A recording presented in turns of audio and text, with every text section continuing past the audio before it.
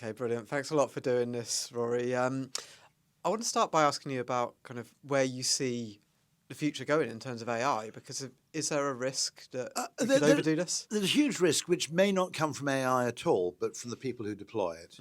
And the thing that really frightens me is that when the bill comes due, and of course it will come due, these data centers don't come for free, the energy costs aren't negligible. What will happen is that how do you sell AI to an organization? You sell it, the easiest and fastest way to sell it is on the promise of cost savings, not on the promise of opportunity creation. And so the fact that apparently large numbers of people are trying to sabotage their own employers' AI efforts in a kind of Luddite way isn't particularly irrational to me, because what they can see is that, yes, theoretically, there's this future parallel universe, this alternative reality where AI investment goes into value creation, enrichment, entrepreneurialism, the invention of entirely new forms of value exchange. Yep. But these people have been in these companies long enough to realize that that's never what happens. Unless you're in a family company, a founder-led company, some company that's privately held, the two chief preoccupations of large organizations are cost-cutting and regulatory paranoia. And so what you have is organizations where I would say finance, compliance, procurement and HR are the four horsemen of the bureaucratic apocalypse. And they have a right of veto over more or less everything. And those are all people who, in a sense, are disproportionately punished if anything goes wrong, and therefore are massively incentivized against trying anything new. But also they can claim the credit for any reduction in costs without being held responsible for any loss of opportunity or destruction of long-term value. So they're fundamentally dishonest entities which have an asymmetric measure which distorts their priorities. Yeah, because the risk is you can then use AI for absolutely everything, but the quality might... The quality, but you see, those people aren't really held. Okay, those are the same people who imposed self-checkout on supermarkets, probably got a nice bonus because they'd reduced the headcount of the supermarket. 6 months later, there's a massive epidemic of shoplifting because it turns out nobody feels that bad nicking from a machine. Yeah. Okay, now, those same people who claim the credit for the cost saving, along with their running dog lackeys in McKinsey or whatever, they're not held responsible for the consequences, the long-term consequences, but they can claim credit for the short-term gains. It's a perverse incentive, and it shouldn't be allowed, because the whole point about a business is you only optimize the whole by sub-optimizing the parts. Yep. And we've created businesses where we've siloed them into lots of people who are optimizing the parts, and meanwhile the whole is turning to shit. Yeah, and you always get, I mean, even like pre-AI... It's in shitification, by the way, Cory Doctorow's thing. Yeah. He talks about it in terms of digital and shitification. I don't think he went far enough. It's by no means confined to, although it's possibly most visible in, digital businesses. Right. I mean, the fact that Google will often put a dishonest actor as the #1 search result, because unsurprisingly dishonest actors can pay rather more than honest ones can. You know, the Canadian government, which sells its little entry permits at 14 Canadian dollars, which is about £7, isn't going to be able to outbid someone who's pretending to be an official website. So I got done for this. This is why I'm bitter. I had COVID. I wasn't on my A game, but I got scammed by that. And I thought, well, okay, I've been using the internet the web since 1994. Okay, I write a technology column. If I fall victim to this occasionally, imagine how bad it is for everybody else. Yeah. Now, I use a paid-for search engine called Kaggy.com, which I recommend everybody else uses. Not all the time. You can still use Google, but you need a second opinion. Right. And eventually you need a search engine that tells you what you want to see, not what somebody else wants you to see. Yeah, and that's a risk if it's an auction. And If it's an auction, the dishonest actors, or, for example, there's an even wider distortion, which is that vendors of high-margin goods, like clothing, will always be able to outbid vendors of low-margin, low-attribution goods, like shampoo. So Unilever and Procter & Gamble are the largest advertisers in the world, notionally, okay? But online, I never see any advertisements for their product. Why? Because ASOS will always be able to outbid them, because it's a direct seller, high margin because it's direct, high level of attribution because they can measure the effect of the ad in a way that Unilever can't. Yep. Okay, and also possibly an impulse buy. So you can claim that the purchase was actually incremental. If they hadn't bought now, they wouldn't have bought at all. Now, all those things mean that the things we see advertised online aren't representative of the things we actually buy. And I think we've just created this, it's effectively like a weird parallel economy.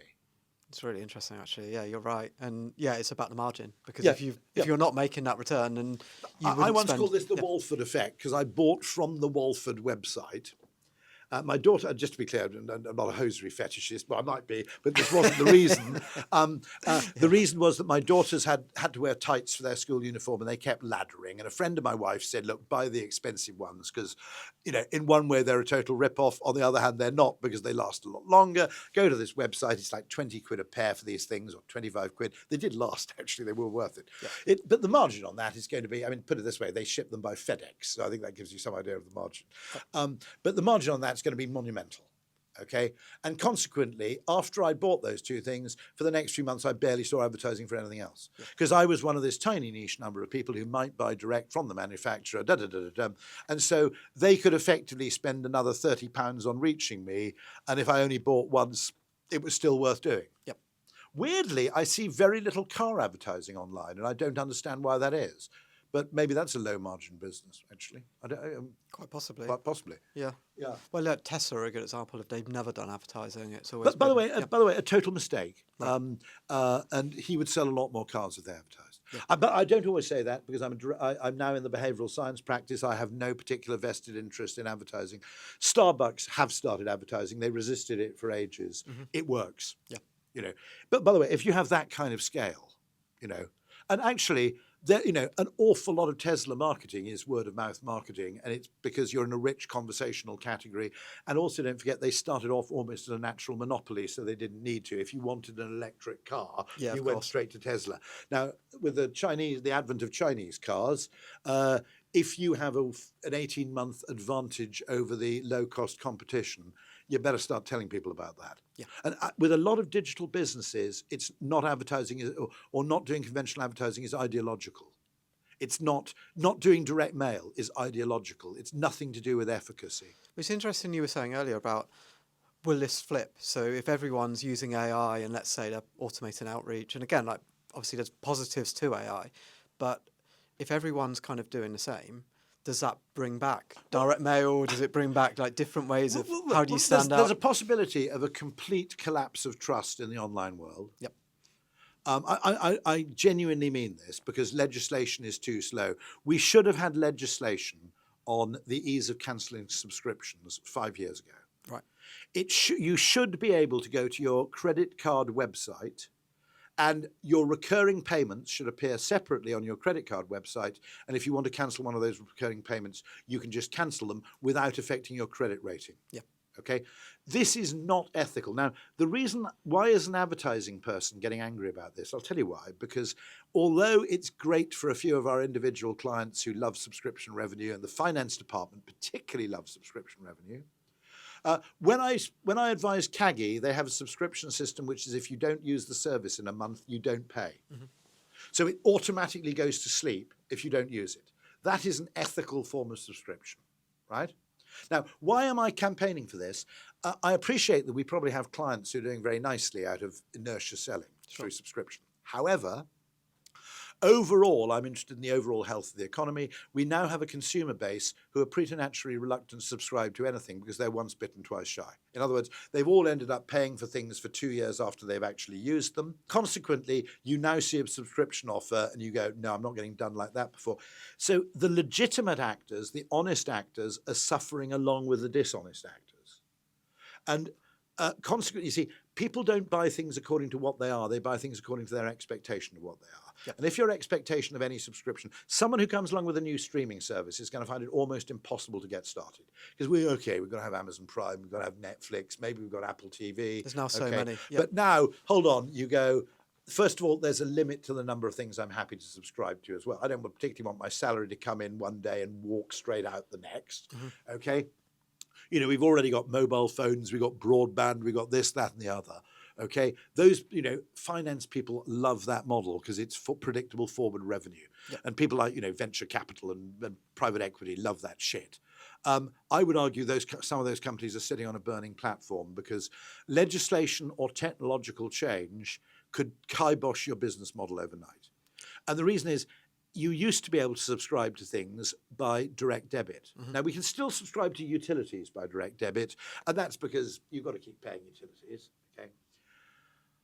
What's very interesting is that nobody lets you pay by direct debit for things other than utilities for the simple reason it's too easy to cancel. Right. And so they force you to pay by credit card. Yeah. And I would argue that either technological change comes along. I've got a vague idea that Monzo lets you just cancel payments. I've got a... Yeah, I use Monzo, it does. It is Monzo, Yeah. okay? Big plug there. Yep. Send me a free hamper, no Exactly. complaints. Okay, but more and more of these card companies, either pressurized by legislation as is happening in Germany or just of their own accord, will make it easier to cancel. Eventually government legislation will say it has to be as easy to cancel, it has to be a 2-click process. Right. And once that happens, you've got a whole load of businesses that have a valuation of X million that are suddenly going to be worth half. I think the challenge is, I remember having this conversation with someone ages ago, and it's to do with the Olympics. I'm sorry to say the Olympics is shit, by the way, but I'm the only person who actually looks at sport and says, if you factor in the wasted effort involved by the people who never make it to the podium, sport nets out as a massive catastrophe. I thought that was a fascinating point. The wasted effort. So we're not looking at that, are we? Yeah. We're looking at the people who succeed. Yeah. And actually, fundamentally, the number of people who, there's a book called Hoop Dreams about aspiring basketball players. And actually the book is kind of a tragedy because effectively you get these people who are, high school heroes and then they just get one injury or they're injured for the day in which the coach, the talent scout comes round from a particular university and you go from being a hero with a Corvette in your local town to kind of pumping gas. Involved. Yeah, it's not a good thing. Yeah. Daniel Kahneman, by the way, just if you want a bit of background, Daniel Kahneman said to me, this is not recorded, he said this to me in person, he thinks that the worst thing you can be for your happiness is to aspire to be an actor. And he said the reason is that, one, you're almost certainly going to fail. Two, you will fail while people who are not necessarily better than you succeed, right, because it's very arbitrary. Thirdly, you are constantly exposed to the successful people. If you're not a very successful dentist, all right, you don't open the Sunday Times colour magazine every weekend and there's like a 6-page spread on Britain's most successful dentists. Let's rub it in your face. Whereas if you're a not very successful actor, the really famous actors who probably aren't better than you are get rubbed in your face all the time. I've heard that about Harvard. If you're in the bottom 10% of a Harvard class, you terrible. feel like an idiot. And you're actually one of the smartest people in the country, in the world. Well, I told you that because my brother was on the Maths Olympiad team for the UK in 1979 or 1980 or something. So that was like, top nerd competition. Yeah.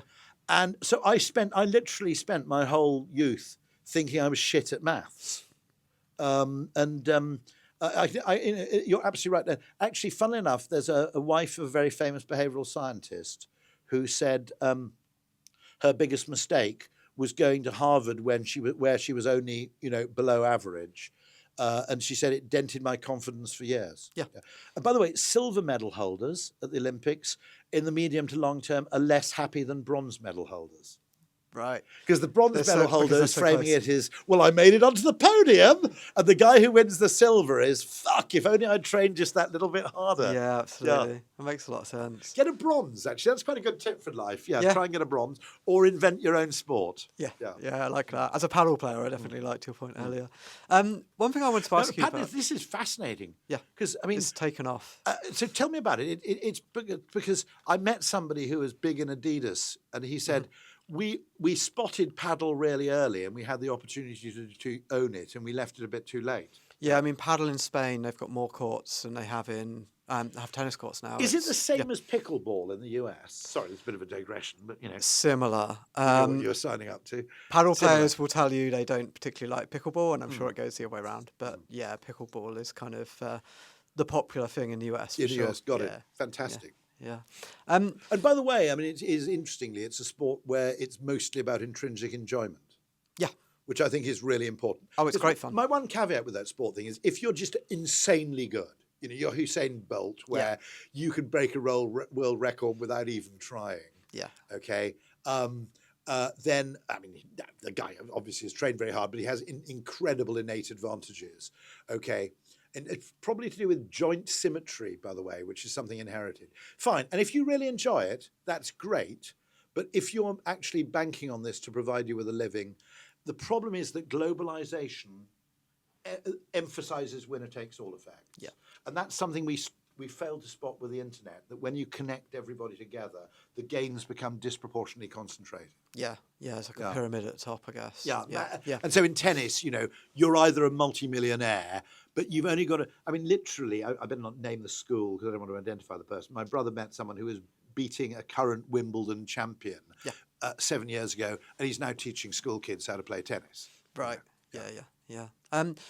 So one thing I wanted to ask you about was to do with agencies. I listened to you on the podcast with Shane Parrish, Farnham Street. Yes, and, huge. What a wonderful podcast that is. Yeah, it's great. I listened to it quite a Shane lot. there. It's very Fantastic. good. And what I found really interesting is you were talking about what this looked like in the Mad Men era. So how if you run an ad, you get a commission for that ad over a period of time. Yes. And you got your example So of... the Mad Men era, the interests, rather like Watton Bolton, the interests of the seller and the interests of the buyer were aligned, rather like Rolls-Royce and their aero engine pricing model. Okay.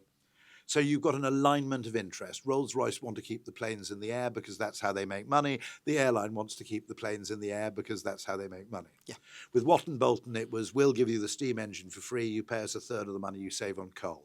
Right. I mean, if you look at 18th century marketing, there's almost no record. Well, there is a record of it, fortunately, but it's very little studied. Those people are fucking geniuses in some ways as marketers, and we've never given them any credit. I mean, that pricing model is bloody clever. You know, it's bloody 18th century for crying out loud. It feels like we've gone backwards. It's kind of day rates and stuff. Yeah. So the Mad Men era, you wanted to produce a long-running campaign because it was a meal ticket. Right. And therefore, if you produced a campaign which was enduringly successful, you got the commission over time, and you were paid for the idea not only in the quarter in which you had it, but in proportion to its subsequent value to your client. So you got to capture some of the upside. Yep. Steve Jobs briefly worked in advertising. He didn't work for an agency, but in the early days after he'd bought what became Pixar, which I think was called Lucas Digital, was it Lucasfilm Digital or something? Oh, yeah, I think you're right. Yeah. So he buys this, and of course, you only have the power in the early days to make 30-second, 60-second films. So your client isn't the film industry, it's the ad industry. Right.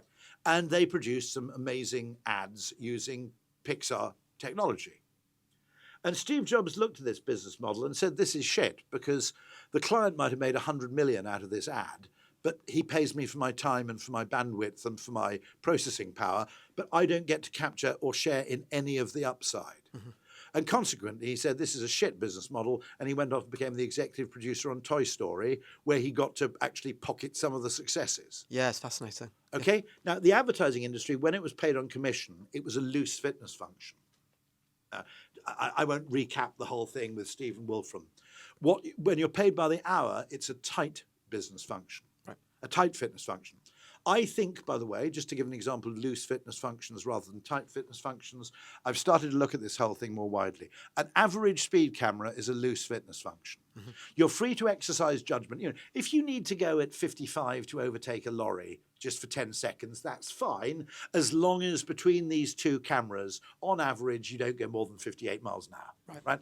That's a loose fitness function, which leaves you free to use discretionary judgment within wide parameters.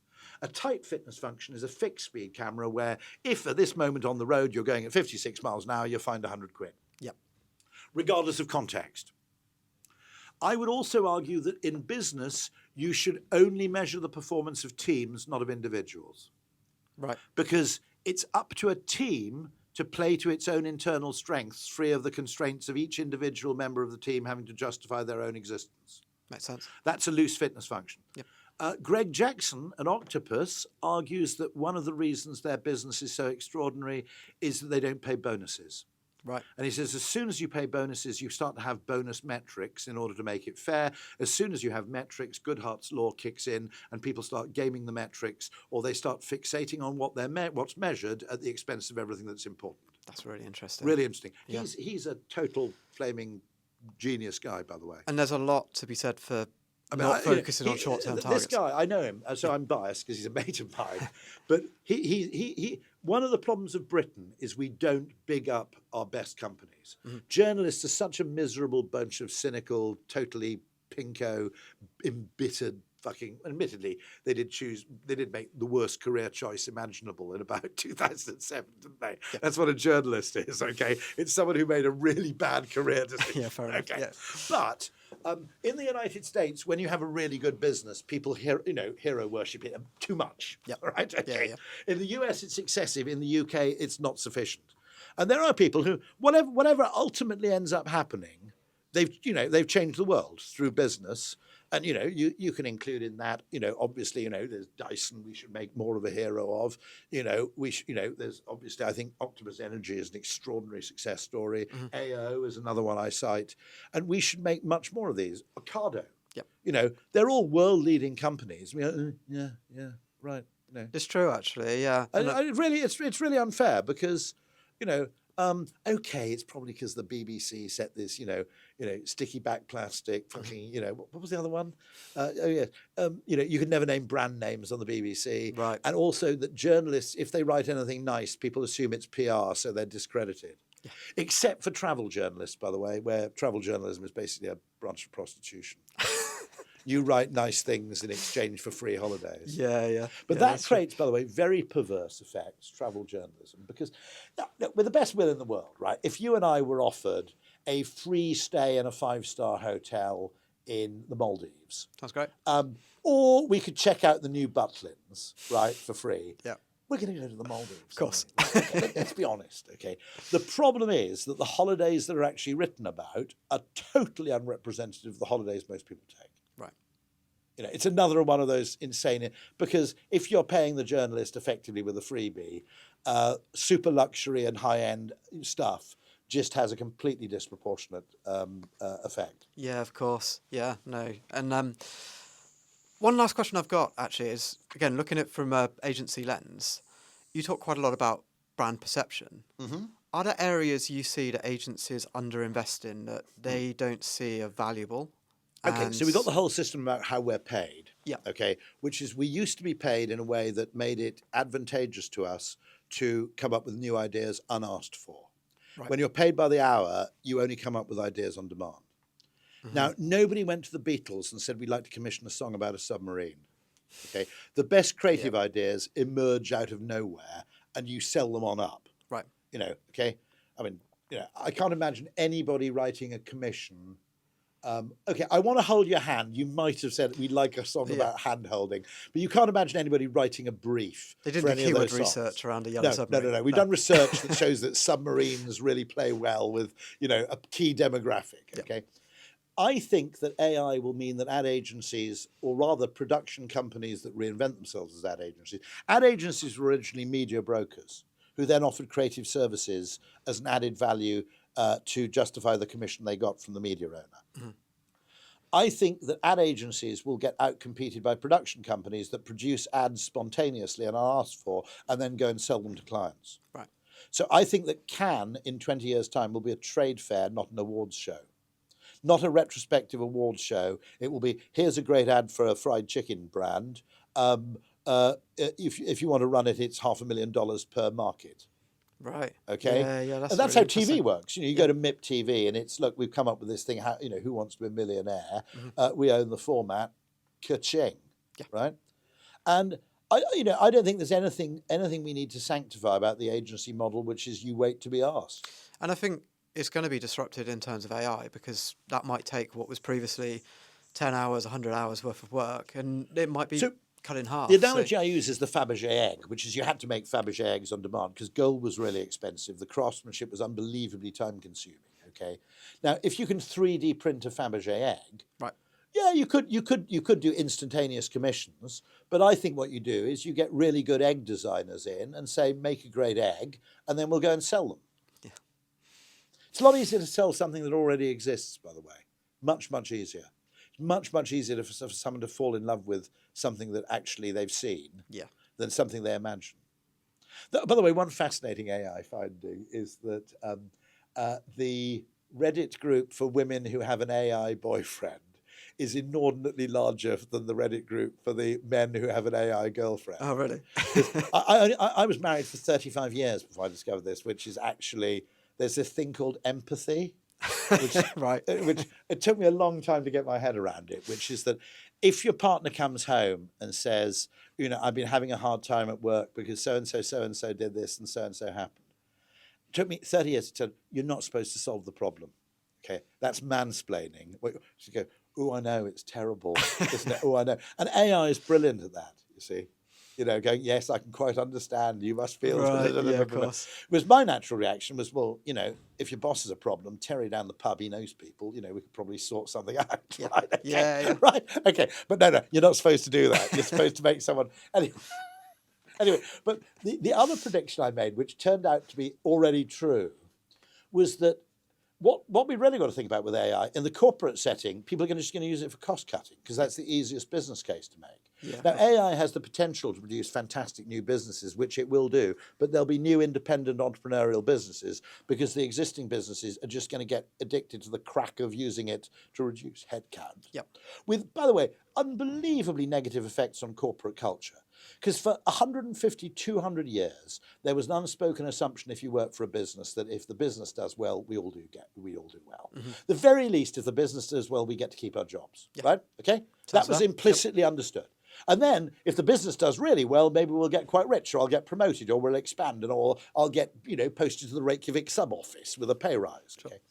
And suddenly that implicit promise has been completely exploded by technology, with the result that the motivation of the employee and the motivation of the employer have basically diverged. At any company, there are about 15 people at the top who are given such a large bonus, if they do well, that they are genuinely motivated by, shareholder value. Mm-hmm. Most people in a business, I don't get up for WPP and go, ooh, the Wisconsin Department of Transportation Pension Fund. I really care about that. I don't fucking care about shareholder value, really, okay? You want to do a good job for your client. Absolutely. And most people are quite healthily motivated by an intrinsic motivation. If you have these people at the top who basically are starting to see employees as a cost and nothing else, a cost to be eliminated, the cultural damage could be extraordinary. But then we have the other question of what the hell consumers use it for. We don't know what the interface is yet. Is it spectacles? Is it a screen we talk to? Is it? I don't think it's typing, to be absolutely honest, okay? I don't know what it is, okay? And by the way, every time the interface changes, it must be terrifying for someone like Amazon, who's number one on two interfaces, the app and the web.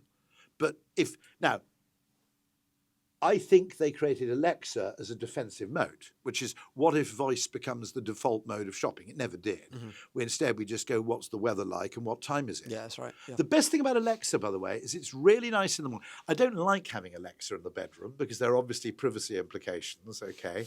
Do you notice that thing about people who knew that their husband was having an extramarital affair because of the Fitbit? Oh, really? Heart rate stuff. Okay.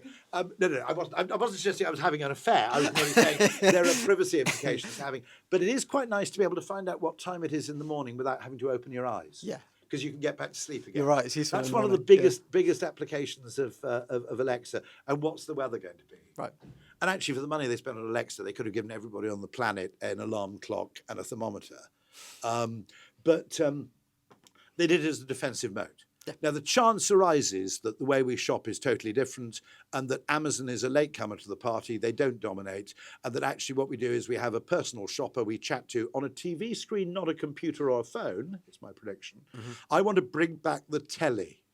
Yep. I always watch YouTube on the TV now. I've got YouTube Premium, best thing I've ever bought.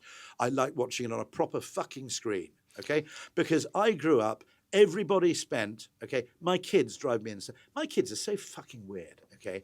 These young people, right? First of all, like their attitude to drugs, Okay, right. It's like, they're at university. And it's like, I'm not saying they're druggies themselves. Blah, blah, blah, dope, blah, blah, blah, cat, blah, blah, blah, coke. You go, oh, that sounds very tiring. Should we just have a cup of coffee? And they go, no, I've already had one today. Okay, what the fuck is this? Right, okay. So you have this weird drugs environment, but they're like rationing their coffee consumption. But the other thing is, my entire childhood, I was born in 1965, is get a bigger screen. Right. Ooh, he's got a 28-inch colour TV, right?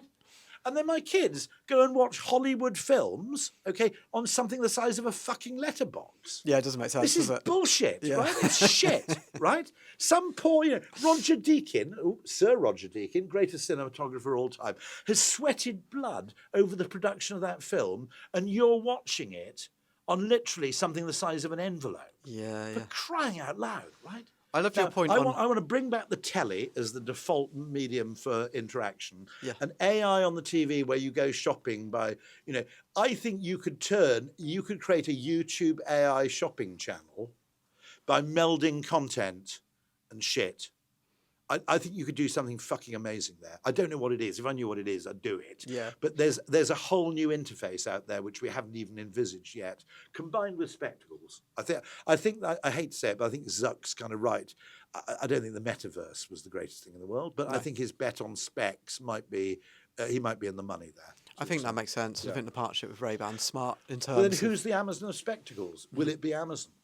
Interesting question. Or I wanted to start an insurance company where the whole thing was you get a quote by taking a picture of your car parked where you normally park it. Makes sense. Then it gives you a quote.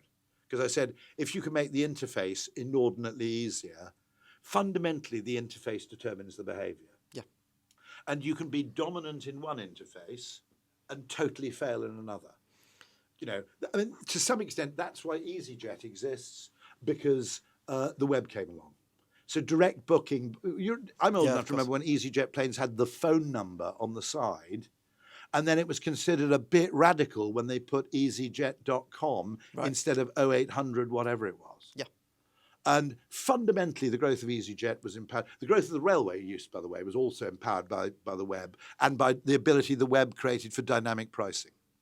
So the nature of an interface determines the nature of a business, and yet nobody really realizes it. That's a really good point. Certainly like hotel rooms, flights. Yep. Yeah, definitely. No. And by the way, it also worries me because a lot of the intermediaries, hotel intermediaries, which are prioritized by search engines, watch this, kids, okay, overweight price as a discriminator. Okay. So because of the way the information is presented, you are in a mental state which goes, how can I get the cheapest possible flights? Particularly if I'm flying with my wife and kids, because there are 4 of us. Yep. Right? And the number of times I go, oh, fine, it's £47 on that flight, and the other one's 53. I have to buy the £47 flight. And then you book it, and then you realise the fucking thing leaves at 5:30 in the morning, and you end up all staying in a hotel the night beforehand, and you're vastly worse off. That's a really good point. But you have saved £39.50 on the flights. Yeah. So we've got to be really careful, because the way in which information is presented, as with the paceometer, totally affects the decisions we make. And I find that absolutely fascinating. And so people eat McDonald's in a totally different way because the screens exist. Do you know the biggest one? Far more men now order a meal with 2 burgers because it's anonymous. Right. So if you go to the counter, if you're obviously a lone man and you go up and you go cheeseburger, Big Mac, fries, you feel, I'm sure the guy doesn't care, right? But you feel the guy's going, a bit of a lard ass, right? Whereas on a screen, it's totally anonymous. So loads and loads of people order a meal with 2 burgers. Yeah, makes a lot of sense. Okay, Rory, that's brilliant. Absolute joy. Thank you. Always a so pleasure. much. And more power to your elbow. Because what I like about you guys is you're actually, obviously, you make money doing what you do, but you care about it from a wider contextual level. You care about the health of the overall ecosystem. Absolutely. Not just your part of it. No, it's really Which important. I find really admirable and really nice. Yeah, appreciate that. Thanks, Rory. A plug. There you go. Can I have some branded merch now, please? Yeah, exactly. By the way, my last marketing prediction is that if the whole of digital marketing collapses, if there's a massive enormous collapse in trust, okay, the last marketing medium to go will be branded merch. I think That's you're right. Cockroach. That's the thing that's going to outlive everything else. Yeah, exactly. Fantastic. Brilliant. Thank you.